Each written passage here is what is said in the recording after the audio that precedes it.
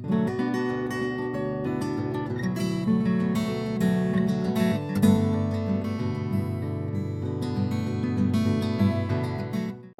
ouvrons l'explorateur de fichiers et nous connectons le dispositif mobile avec le câble à l'ordinateur. Nous nous assurons que le dispositif mobile permet le transfert de fichiers à travers un câble USB. Nous cherchons notre dossier avec le projet et les couches et nous le copions. Nous entrons dans le dispositif mobile et nous le collons dans la mémoire interne. C'est là tout le processus d'échange d'informations entre l'ordinateur et la tablette ou le téléphone mobile. Copier et coller. Maintenant, nous pouvons observer ce qui se passe sur la tablette.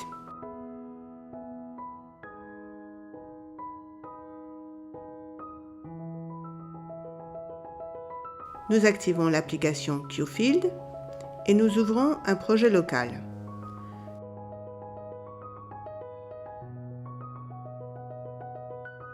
Nous cherchons notre dossier et nous sélectionnons le projet Données terrain. Celui-ci est visualisé comme sur le QGIS. Avec les deux doigts, nous pouvons déplacer la carte et augmenter ou réduire le zoom.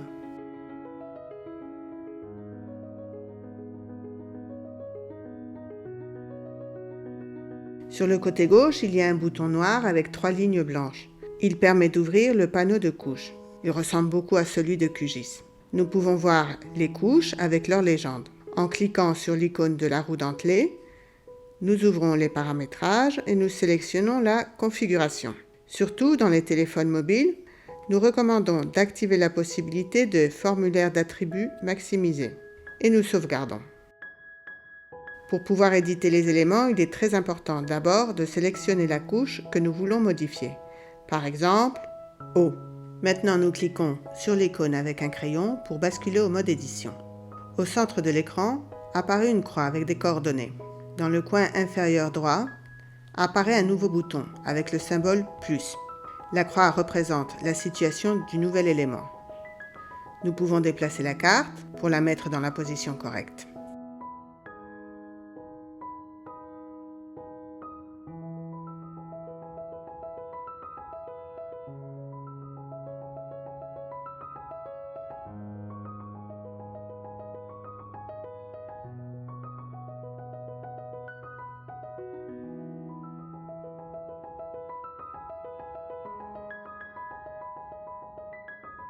Une fois que nous l'avons localisé, nous cliquons sur le bouton vert de plus pour ajouter un nouvel élément. Celui-ci nous conduit directement au formulaire d'attributs avec tous les déroulants que nous pouvons remplir.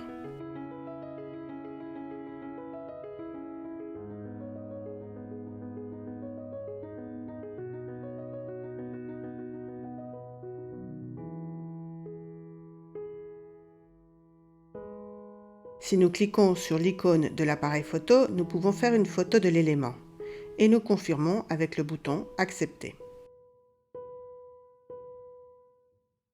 Dans le formulaire, nous confirmons avec le symbole de check. Et sur la carte, nous pouvons voir le symbole qui représente l'élément numérisé. Si sur cet élément nous faisons clic avec le doigt, apparaît alors une liste d'éléments sélectionnés. Nous sélectionnons l'un d'entre eux et avec l'icône du crayon et la lettre A, nous pouvons éditer les attributs. Qu'une fois de plus, nous confirmons avec le symbole check.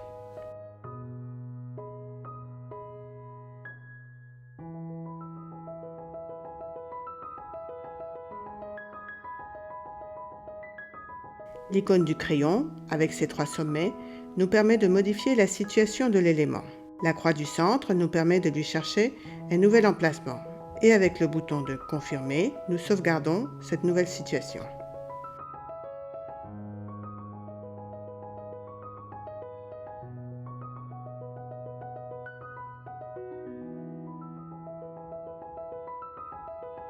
Maintenant, nous allons changer de couche d'édition et nous choisissons celle des latrines et nous ajoutons un point avec une photographie.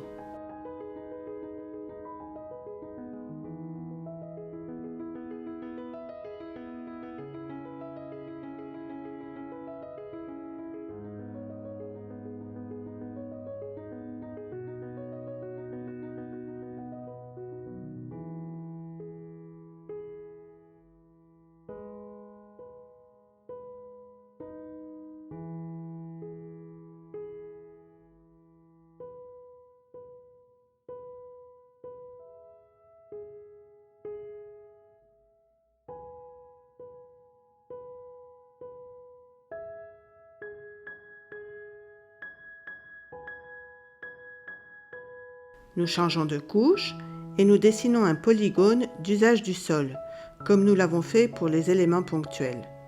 Sommet à sommet, en utilisant le bouton plus.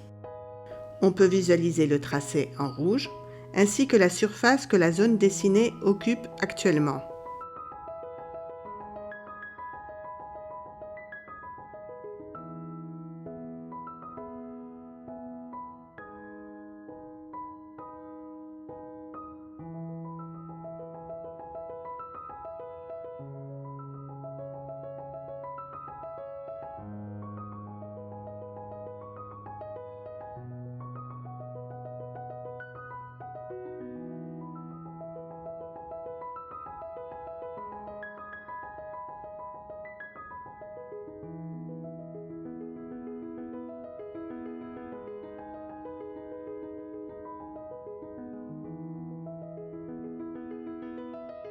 Lorsque nous finissons l'édition de sommet, nous confirmons avec le symbole vert de Check et nous remplissons le formulaire.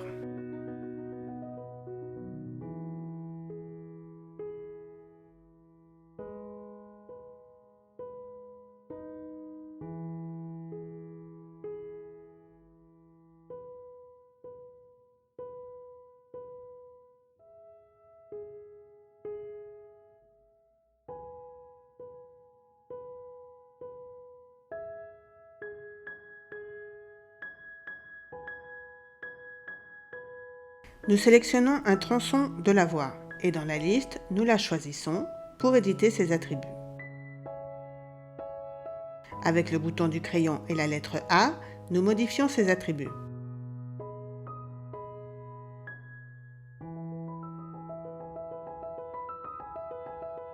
Nous ajoutons une photographie et nous sauvegardons.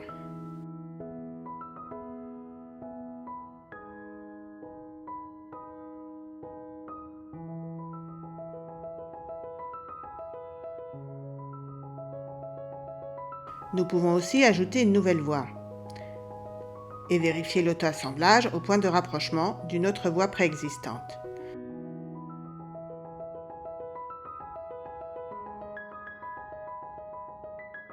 De cette façon, la connexion des lignes se maintient et crée un réseau.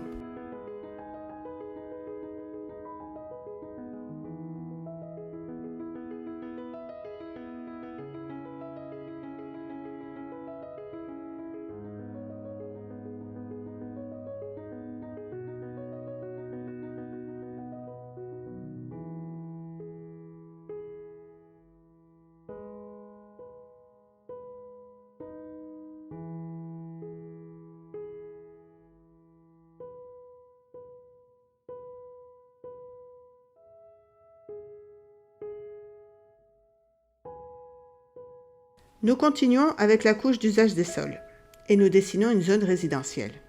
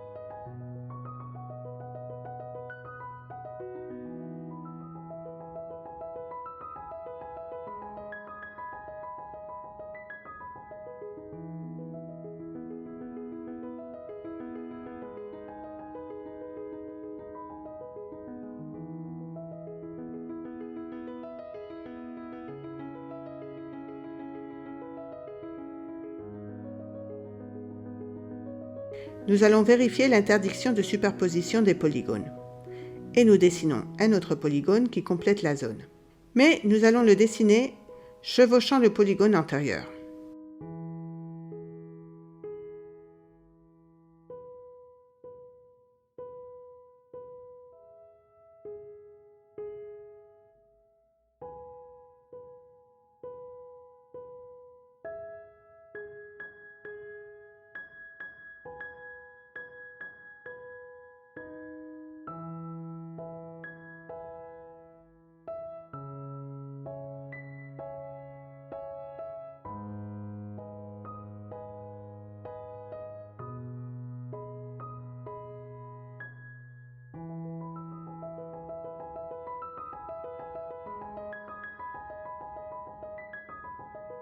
Lorsque nous sauvegardons les attributs, nous pouvons voir que le nouveau polygone a complété la zone sans altérer ou chevaucher le polygone résidentiel.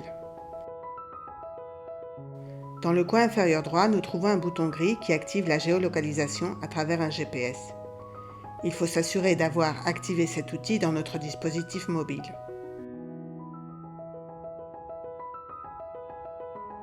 Cet outil nous conduit automatiquement à notre position. Nous pouvons voir que dans mon cas, il m'a situé en dehors de la carte, étant donné qu'en ce moment, je ne suis pas dans la zone de travail, mais en Espagne.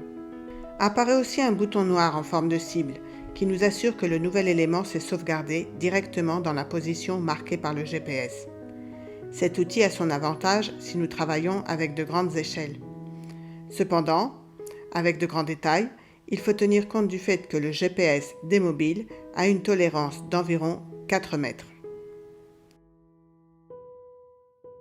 Dans les villes et les forêts aussi, il peut y avoir plus d'erreurs, car la connexion par satellite est pire.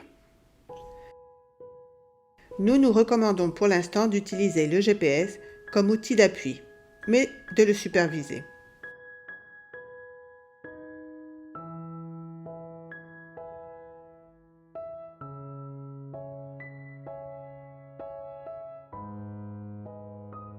Les sommets des polygones aussi peuvent être modifiés. Seulement avec les flèches, nous sélectionnons le sommet que nous voulons bouger et nous le déplaçons sur la carte.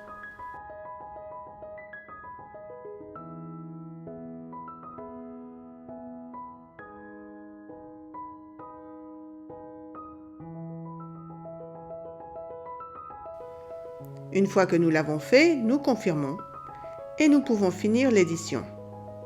Nous fermons l'application et nous revenons à notre ordinateur.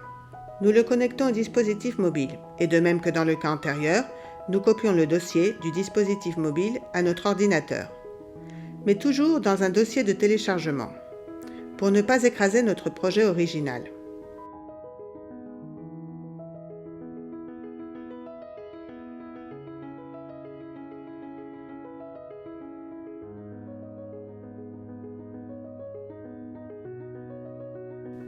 Dans le dossier téléchargé, nous pouvons voir un dossier qui s'appelle DCIM. Il contient toutes les photos que nous avons faites.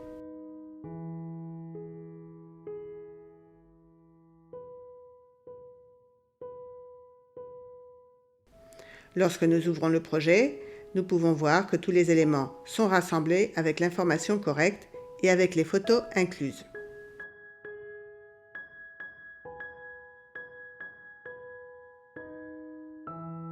Si l'on ne visualise pas automatiquement le formulaire, nous devons alors activer cette option dans le panneau de résultats d'identification.